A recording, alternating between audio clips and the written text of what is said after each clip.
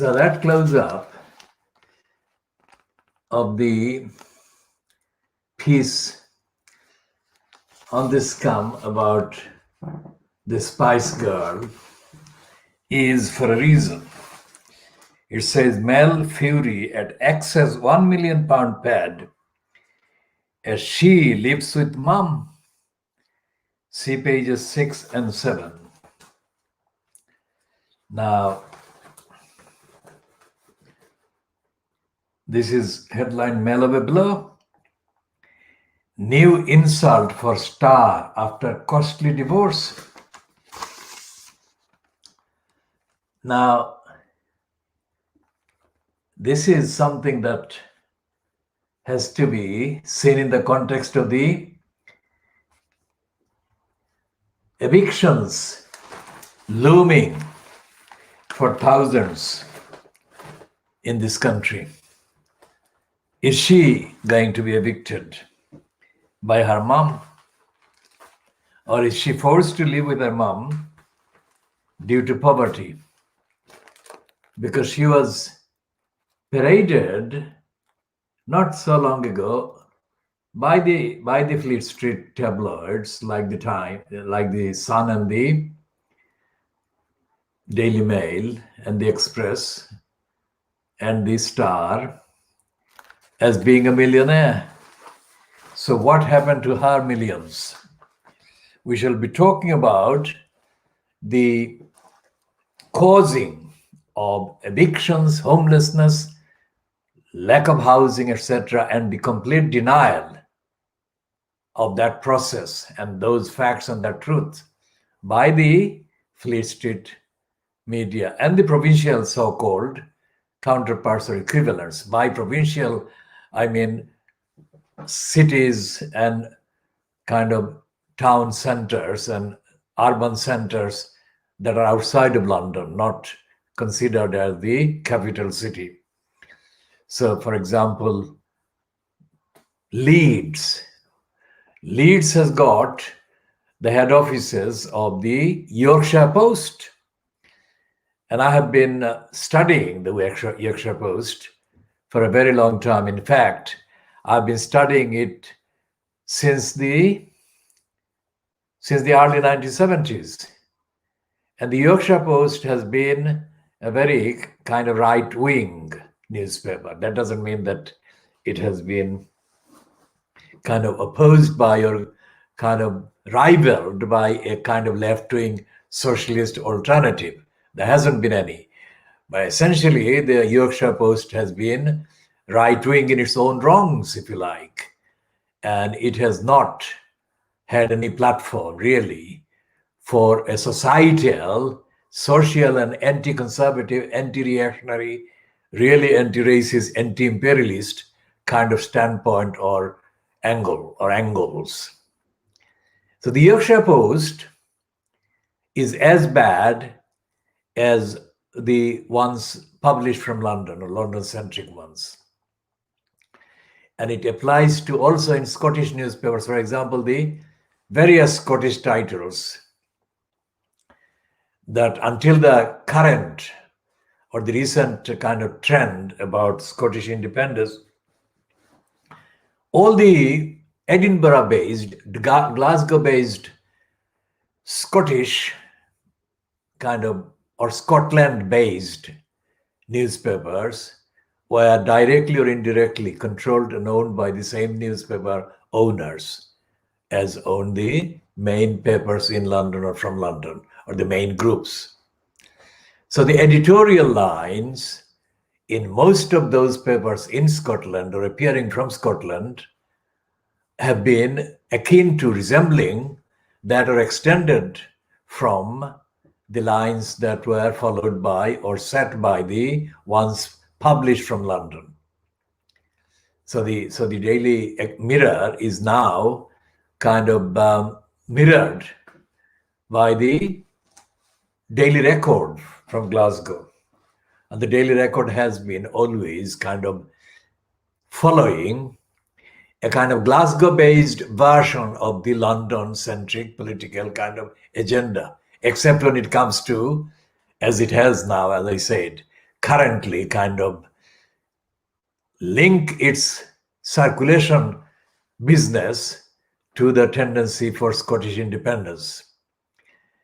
But essentially, the Glasgow Daily Record, as I call it, Glasgow Daily Record has been as bad as the Daily Mirror in London, as the Daily Mail, the Daily Express, and the Daily Star or whatever, in suppressing, in denying, in hiding the evidence of day-to-day reality that is going on in the vicinity, in the circulation areas, let's say.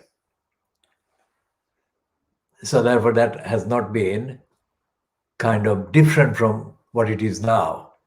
The only thing that the Glasgow Daily Record does as a tabloid, and it is linked to the Daily Mirror, it carries most of the kind of quote centrist UK-wide stuff from the Daily Mirror, or the Daily Mirror is mirrored by the Daily Record and others that the same group controls in other parts outside of Scotland, elsewhere in England or in the UK.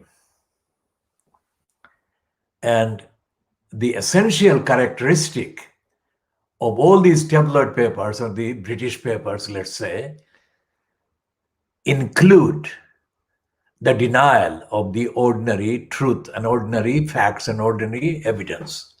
That is the main thing. And I cannot understand, well, I can understand, but what I'm saying is that I would not do that myself if I were controlling these papers and the editorials, because the people deserve the truth after 200 years or more of the so-called British press.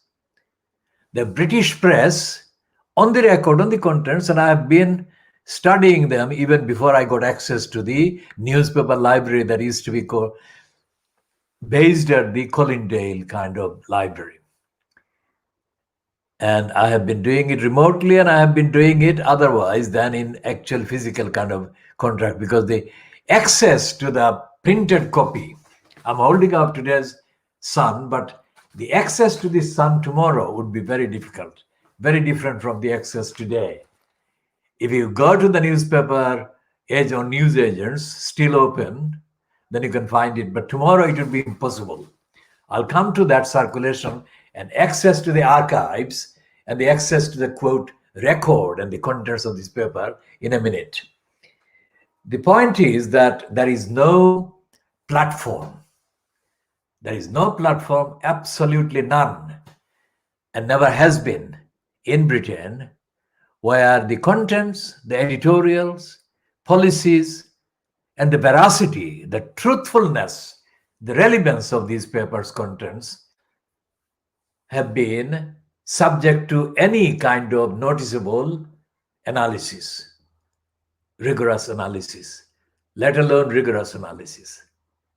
And I'm saying that, and I'll take a pause for 1 minute while the viewer, whoever is viewing it, wherever they're viewing it, actually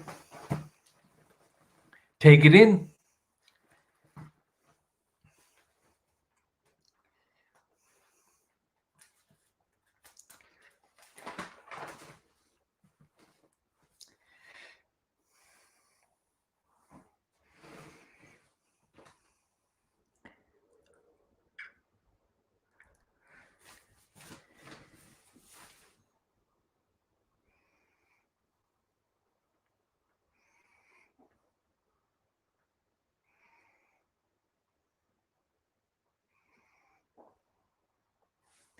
So what is happening with the kind of promotion of the myth of the Swedes? The Sweden has been hailed, and it is being hailed in today's Murdoch scum, as having overcome the spread of the virus and the pandemic, even without having any lockdowns or compulsory wearing of masks and so forth. But that is a lie, because the very piece in the so-called editorial comment page of this scum praising the Swedes This very piece, this one,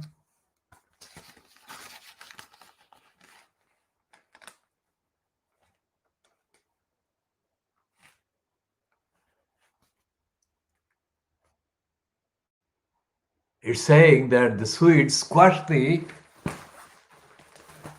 COVID. Now, in this piece, they're admitting, dishonestly admitting, because it's not in the headline.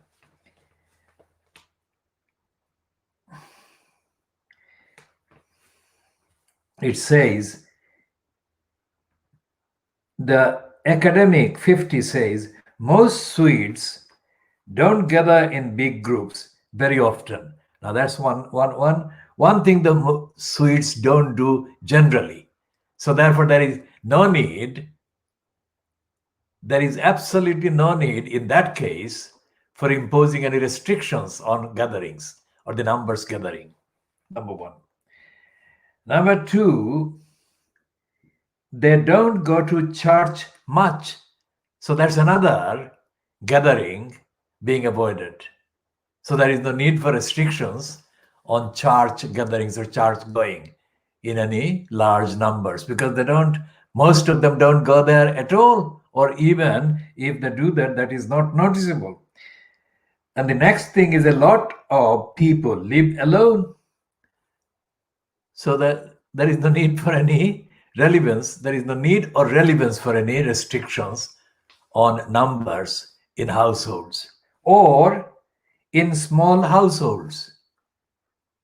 So there are four factors there that actually are answers to the restrictions that have been necessary for other countries to impose.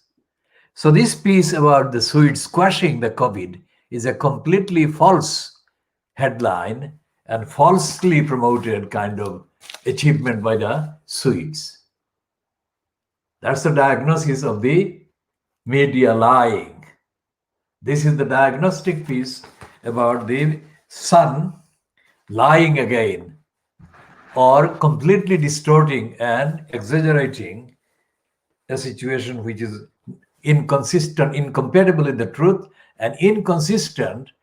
The headline and the contents are not true.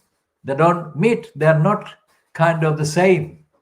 The headline is being contradicted by the contents underneath in the copy.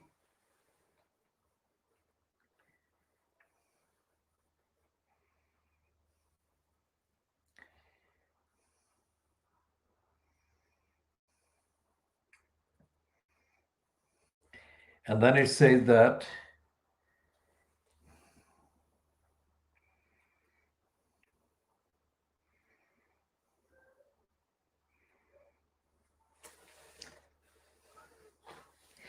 so the editorial on the same page of the Sun, and we'll come to the editorial in a minute, let's say. Boris Johnson's hero, Winston Churchill, promised Britain nothing but blood, toil, tears, and sweat as World War II began. He did not say the Luftwaffe, well, zap them with lasers we haven't yet invented. This is Boris's misjudgment, hoping his normally winning optimism will jolly us through the gravest crisis since 1940, and over-promising and under-delivering when the opposite is needed. Boris has a strategy to conquer COVID, return Britain to normality, and embark on his leveling up mission. He must start communicating it with gravitas these grim times deserve. Now, what on earth is that about? That is a stupid, typically stupid, dishonest, and corrupt, irresponsible Murdoch editorial, which is writing this one under some kind of command from somewhere. It's not based on the evidence outside. So that's the diagnostic piece on that one in that way. And they said nuclear fallout, the nuclear option of a 2-week shutdown would be a catastrophe for pubs, restaurants, and hotels. We are far from sure it will work, the government had better be right. And it is against the 2 week shutdown and the lockdown. That's what it is all about. And it is completely as part of another secret agenda, which is like the agenda they had at the beginning of wanting as many people to get infected as possible, as many people other than their families, of course. And it may have been kind of missed by most observers. At least I haven't seen any commentator or observer even referred to the piece in Private Eye, the fortnightly magazine, that claims to see the rest of Fleet Street, the Fleet Street as the street of shame based on the lies and confections and denials, etc. Not based on its racism and stupidity, but the normal kind of denials and lies.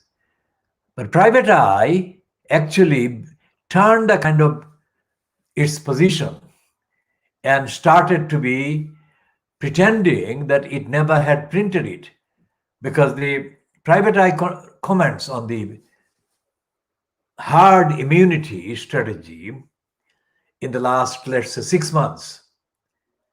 The comments have been against hard immunity, which is consistent with most people's opinion, including mine. But Private Eye had carried a piece early on, very early on, like within the first issue, after the virus had been officially recognized as having entered the UK, in which Private Eye actually published a positive, approving comment saying that let the elderly die without any treatment.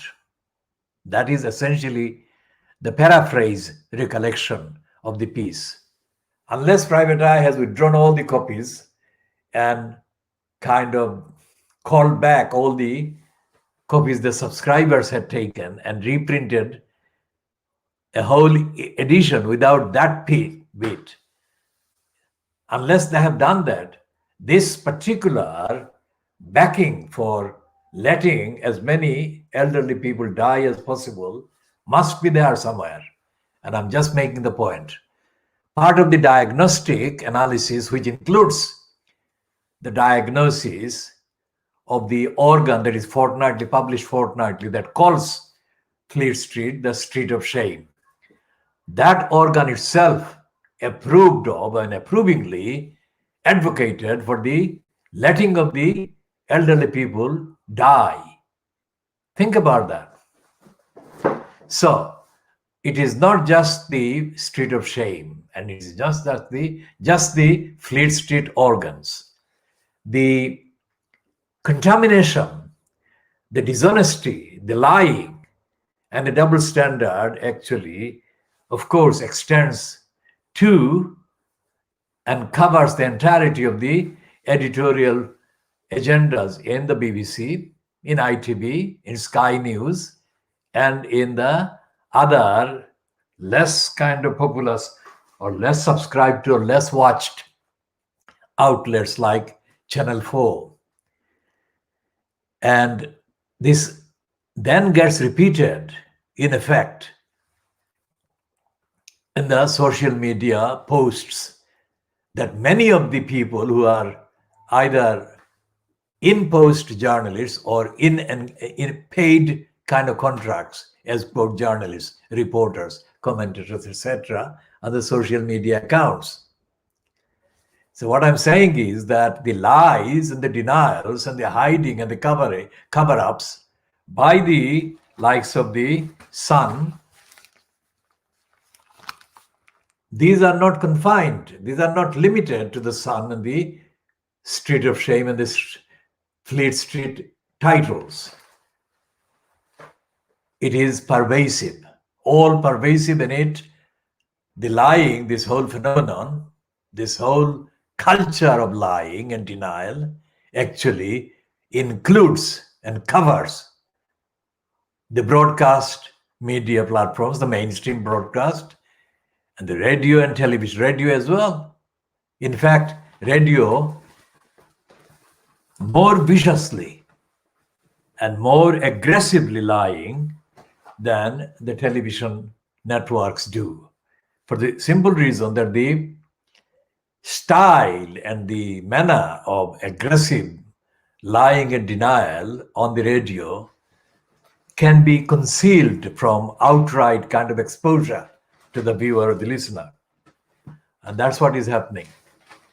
So in this country, in Britain, if there are 14 million people or 16 million people or whatever number, millions of people are exposed to poor service or lack of service or protection in terms of the health care and public health, and in terms of housing and robbery of the right to housing, and the kind of perpetual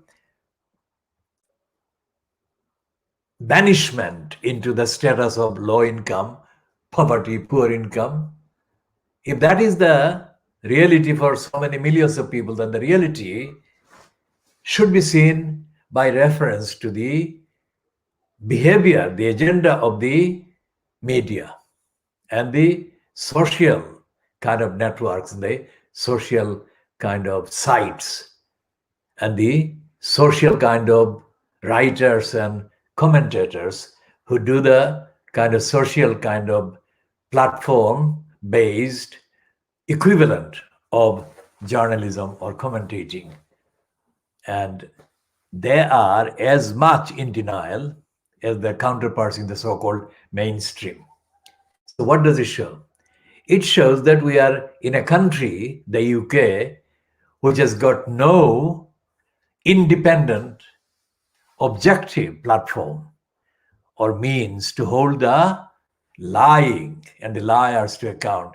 Hold the lying back, stop the lying and the denying and the neglecting, and to hold the perpetrators and the ones responsible to account. So that leaves most of the people who are affected, who are impacted on, whose lives are impacted on by these decisions. And these people, the majority, have no direct access to exercise any power against their violators or their neglectors. So this is the theme that I have been advocating for as long as I have been active. And I've been active for quite a bit. Now, this is a rare piece in the Sun today, and I'm calling it Sun just for the record. My name for it is Scum, but let's say for the record, it is Sun. The Sun, on page 13, there is a piece by Clarkson. Now, Jeremy Clarkson is on the record. I mean, he's one of the most highly paid operatives in the mainstream media. And he's also one of the most highly connected in terms of the kind of establishment connections, in terms of those who hold power, they back him, and he's a racist on the record, and he's a well-paid racist in this country, and he's a liar, and he's a kind of regular liar and insulter of people as a whole, insulter of innocent people. I'm not referring to insulter of anyone who has insulted him. For example, his long-ranging kind of rival is Piers Morgan. And that is not what I'm meaning. I'm not meaning the likes of Piers Morgan that Clarkson is insulting. I'm talking about innocent people who are not engaged in any kind of insult aimed at Clarkson himself, or any insult or attempt at insulting members of his family or whatever. I'm talking about Clarkson insulting whole groups of people, racistly insulting and getting away with this, because the cultures in the BBC, where he was given a huge platform for many years, is of tolerating racists. And this is where the whole question about Black Lives Matter. This man, the US Attorney General, has in the last 48 hours been reported as having expressed concern about and disapproval of the Black Lives Matter campaign, and his distinction between the Black Lives Matter people and the ordinary black people. Now, the Black Lives Matter is, of course, in the news for a very good reason, but also it is part of the trend or the trendiness in the kind of racist quarters in this country. Racist quarters want to be treated as anti-racist or not racist. So they have been going out of their way to exaggerate their endorsement of the Black Lives Matter kind of platform. But when it comes to the actual examination of the action and the contents of the lines of analysis by those who are controlling or who initiated the Black Lives platform, let's say, or the banner, the analysis will show that the Black Lives Matter is only a part. It's a topical part. Topically, it is now in the news, but it's only a part of a much bigger kind of movement that has not been recognized. And that movement includes a real, rigorous, and authentic, and objective and verifiable examination of racism in action. Racist thoughts, racist policies, racist tactics, and all the rest of it. When it is done, I mean, if the whole anti-racist movement is exposed and given the full exposition, then it will be seen that those who are talking about Black Lives Matter are not talking about the lives of all victims of racism matter. The lives of all victims of racist colonialism and genocide matter. These particular elements are talking about African origin Black Lives Matter. But that is only one part of the picture. The wider picture has to be the lives of all the people violated by racists and racism in the past, and as being violated now and as will be violated in the future, matter as much. Let's say as much, not more than, the lives of the people who are being represented and depicted and denoted in the slogan Black Lives Matter. That is one. The other is to what extent the likes of Trevor Terrible Phillips, who shut his own brother, biological brother, down and called him, "Shut up, Mike," when Mike Phillips attempted to engage in a question at the event that Trevor Terrible Phillips was, quote, chairing. And his main guest was Peregrine Warstone. So Peregrine Warstone is Worsthorne.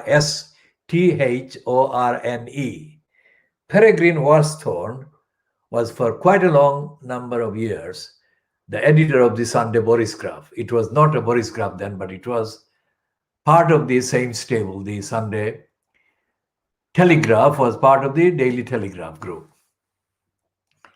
Now, when Trevor Terrible Phillips shut his own biological brother down because his brother was attempting to raise an anti-racist question, then what is the role of the likes of Trevor Terrible Phillips?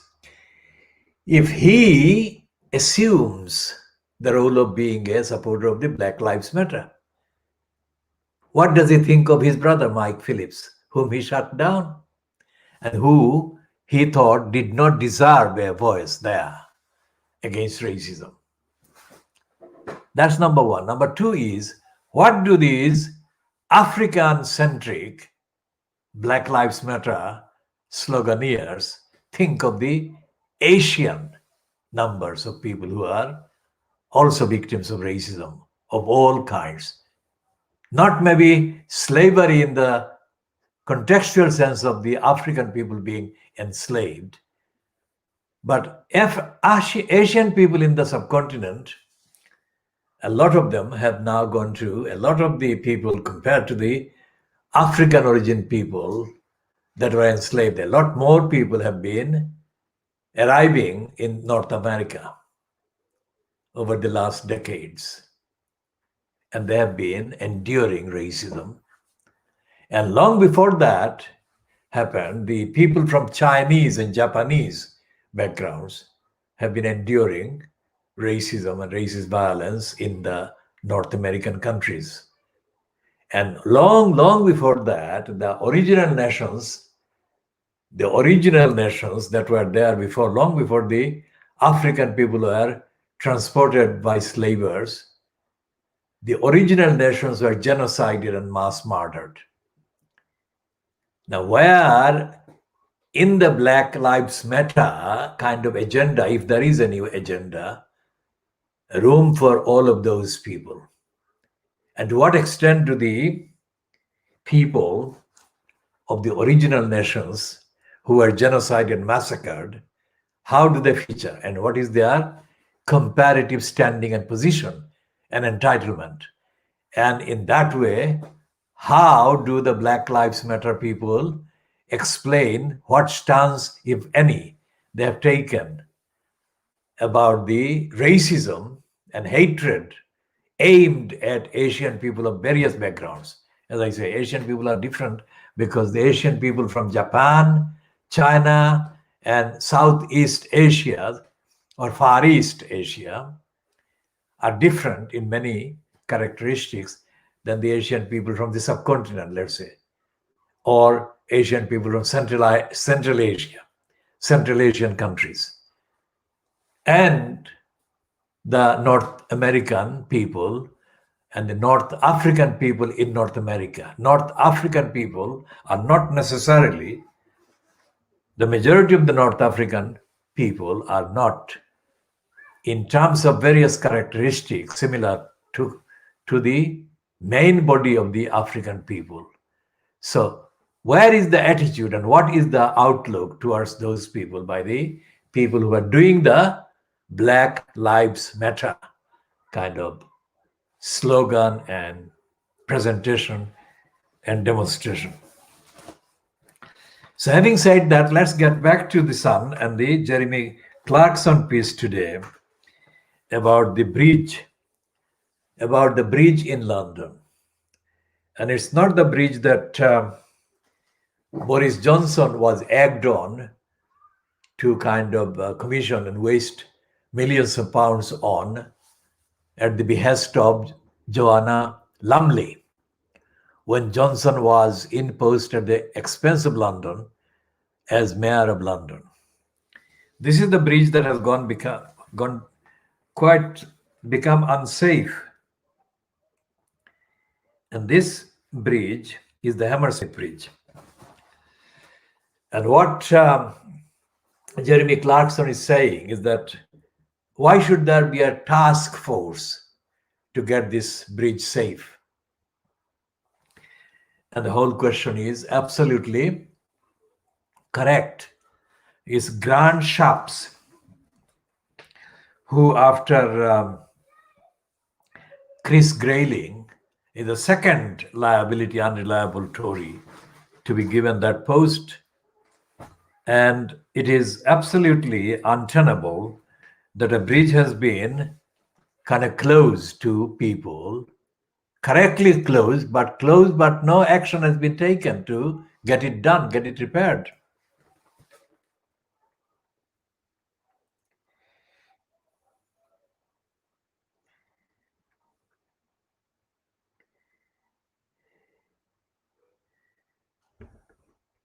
And then Clarkson is talking about the other failures of this government and the authorities. about bridges and structures that the public need to be made safe and made accessible and useful.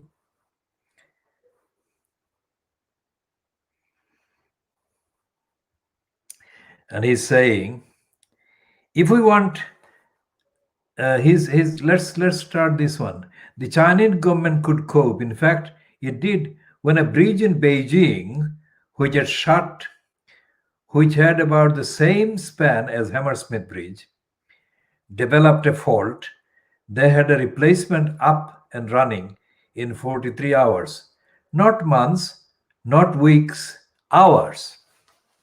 And this is again something that is worth mentioning. And I'm mentioning this as a positive quotation from this Clarkson column.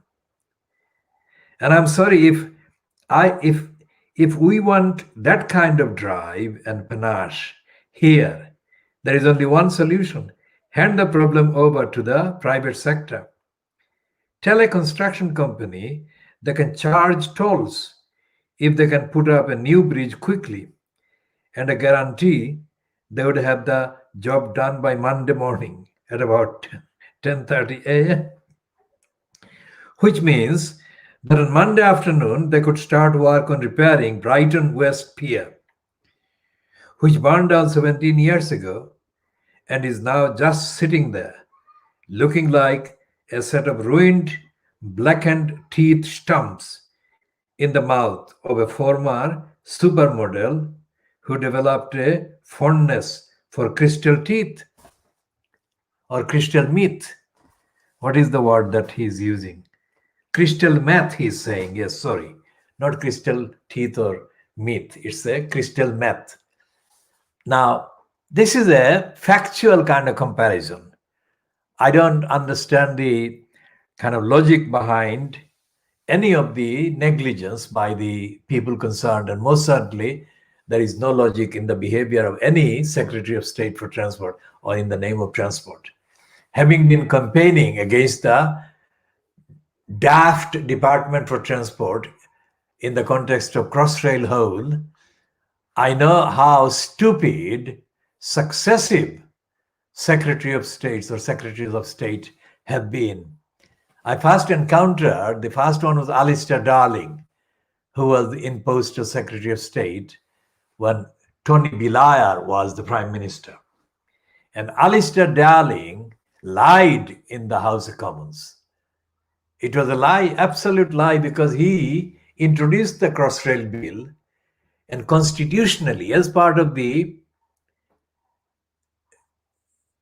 signature that the UK was already kind of signed up to the Declaration of European Convention and all the other things that the UK still remains signed up to. As one of the conditions being that any legislation being introduced in the House of Commons, the House being the parliamentary kind of legislative forum for a signatory state. So any signatory state which introduces any bill for a new law in its own parliament has to make sure that the contents of the bill are compatible with this, that, and the other declarations. And when Alistair Darling was asked, I mean, he had to complete a kind of statement in there.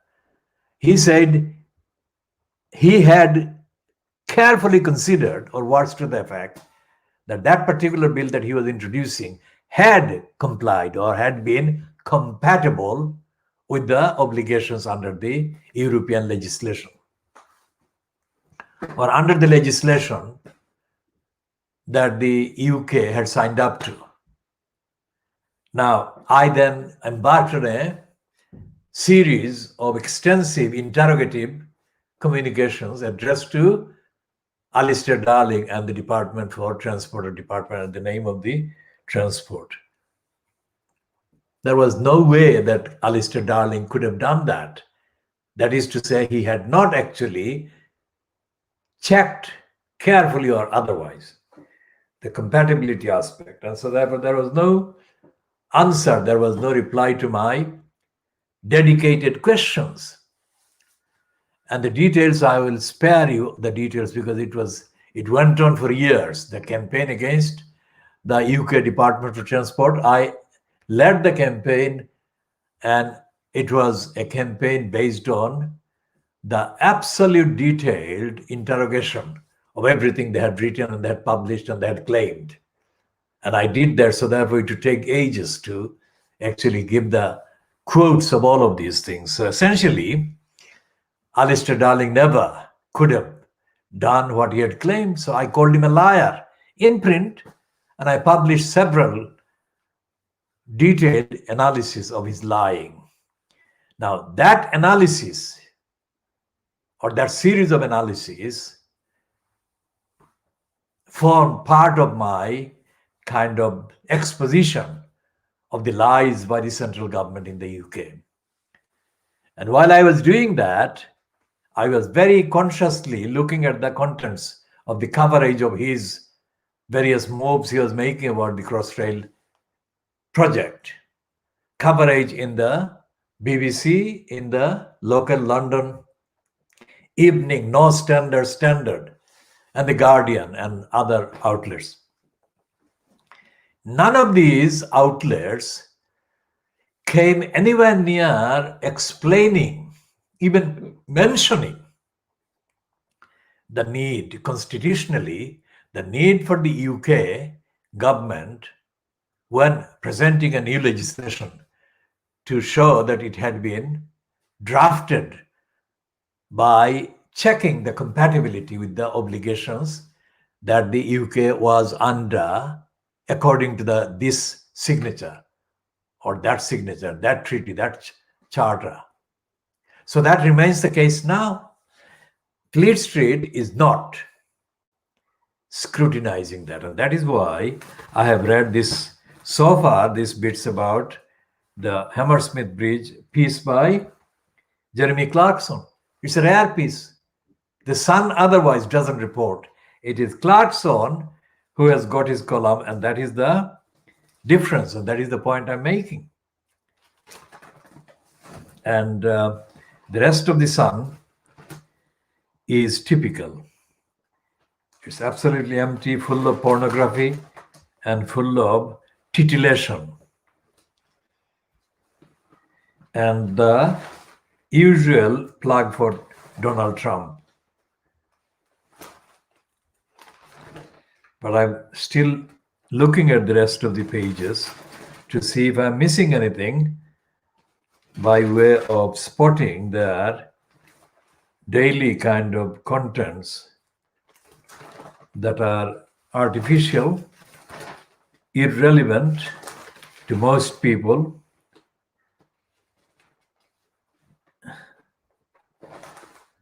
and so there is none.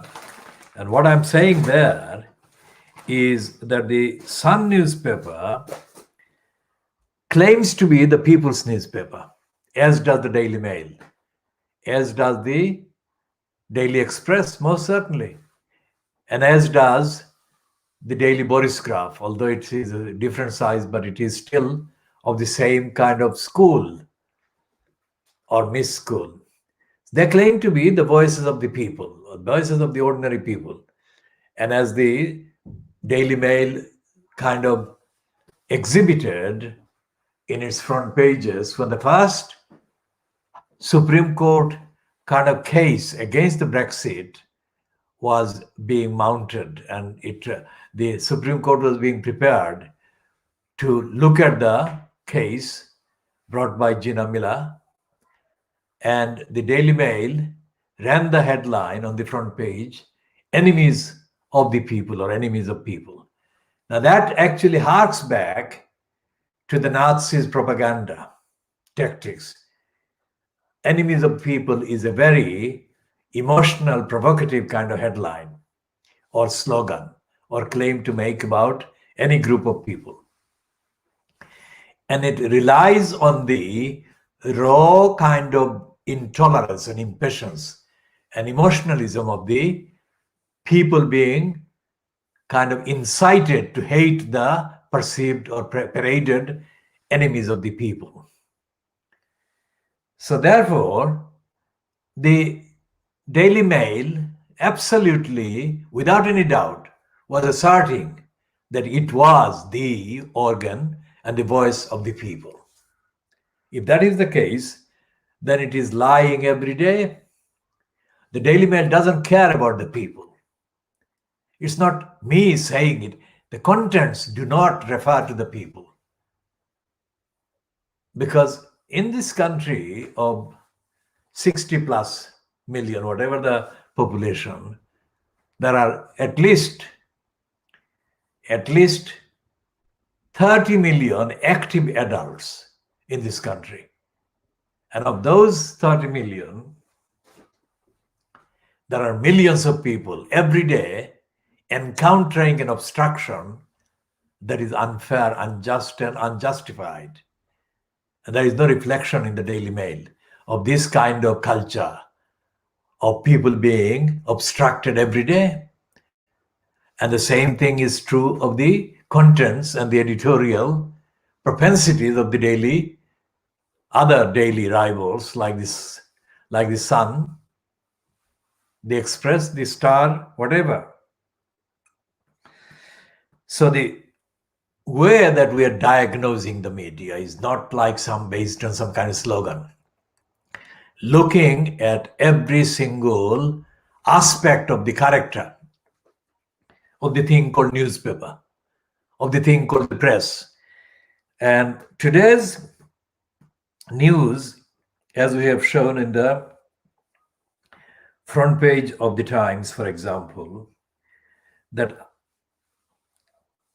Amal Clooney has resigned because of the Brexit kind of bill, internal bill, breaking international law kind of agreement. I mean, that is superficial on all counts. Because if she was concerned about the UK breaking laws, then she should have pointed out, forget about that resignation from that post as envoy.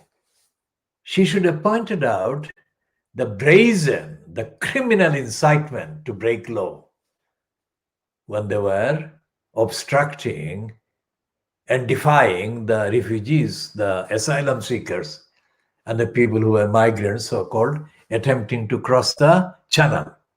She hasn't done that. And that takes us back to the actual thinking in the careerist's mind.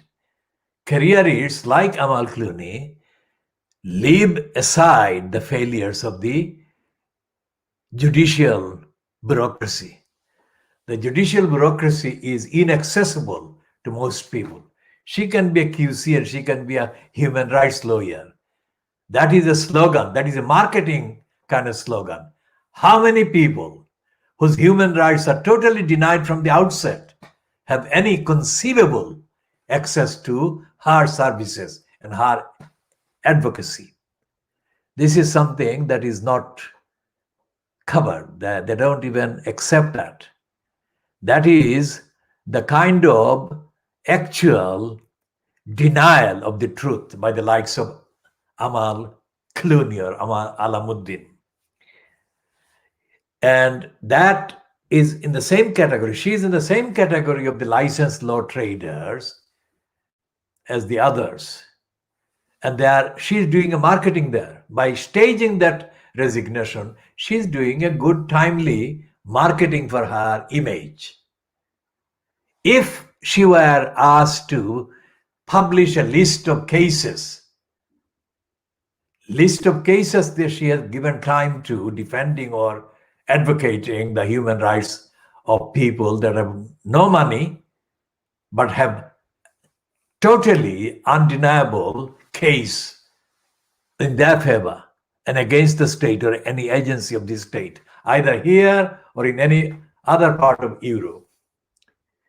If she can publish a list, then I shall review my statement. Otherwise, I'll say that she is doing a marketing. And she is doing a marketing, not exceptionally. That is what they do. That is what they do. For example, there is a man called Michael Mansfield.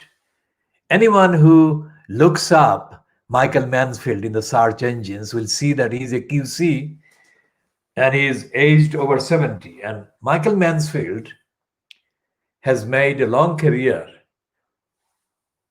on the image that he is a human rights advocate and he is a no-nonsense lawyer and all the rest of it. But if anyone has got any experience of trying to get him to advocate a case that actually addresses the corruption of the legal bureaucracy, the corruption of the other licensed law traders, and the corruption of the local councils, corruption of the any agency, including the police, because he intervened in the case of the parents of Stephen Lawrence. And for some time, he pretended to be the advocate for the parents of Stephen Lawrence or advocate for the claimed racist prejudice by the police. Michael Mansfield hasn't taken on cases on pro bono basis, that is to say, without any fees, not any case that can be mentioned as significant.